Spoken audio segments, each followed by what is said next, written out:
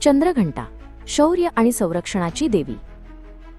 भगवान शंकर आणि देवी पार्वतीच्या लग्नानंतर सगळीकडे आनंदी आनंद होता। कैलास पर्वतावर शांतता होती आणि पृथ्वीवर सुख नांदत होते। देवी पार्वतीचे सौम्य आणि प्रेमळ रूप सर्वांनाच खूप आवडत असे। पण ही शांतता फार काळ टिकली नाही। पाताळातून ध्वंतासूर नावाचा एक राक्षस आला। तो खूप शक्तिशाली आणि दुष्ट होता। त्याने पृथ्वीवर आणि देवांच्या स्वर्गावर हल्ला केला। सगळीकडे भीतीचे आणि अंधाराचे साम्राज्य पसरले। ध्वंतासुराच्या त्रासाने सर्व देव घाबरले।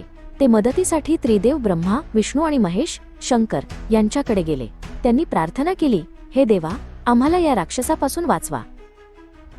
देवांची प्रार्थना ऐकून भगवान शंकर गंभीर झाले। पण देवी पार्वतीला त्या दुष्ट राक्षसाचा खूप राग आला।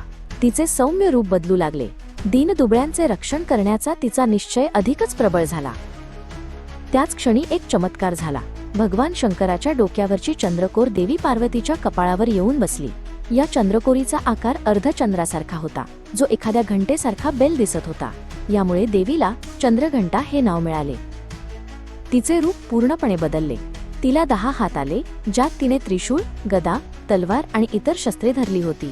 तिचे वाहन आता सिंह होते। तिचे शरीर सोन्यासारखे चमकत होते आणि तिचा चेहरा शांत पण दृढ निश्चयाने भरलेला होता। देवीने आपल्या कपाळावरच्या चंद्रघंटेचा नाद केला। त्यातून टण असा एक शक्तिशाली आवाज निघाला। तो आवाज ऐकून ध्वंतासुराचे सैन्य घाबरून पळू लागले। पण भक्तांसाठी तो आवाज अभयाचा आणि संरक्षणाचा होता। देवी चंद्रघंटा सिंहावर बसून रणांगणात उतरली। तिच्या शस्त्रांच्या वाराने आणि घंटेच्या नादाने राक्षसांची सेना क्षणार्धात नष्ट झाली। जणू काही अंधार प्रकाशाच्या एका किरणाने नाहीसा व्हावा। अखेरीस देवीने ध्वंतासुराचा वध केला। तिच्या शौर्याने आणि शक्तीने पुन्हा एकदा जगात शांतता आणि धर्माची स्थापना झाली। सर्व देवांनी आणि ऋषींनी देवी चंद्रघंटेचा जय जयकार केला। देवी चंद्रघंटेचे हे रूप आपल्याला शौर्य आणि निर्भयतेची शिकवण देते। ती आपल्याला सांगते की कितीही मोठे संकट आले तरी धैर्याने त्याचा सामना करावा।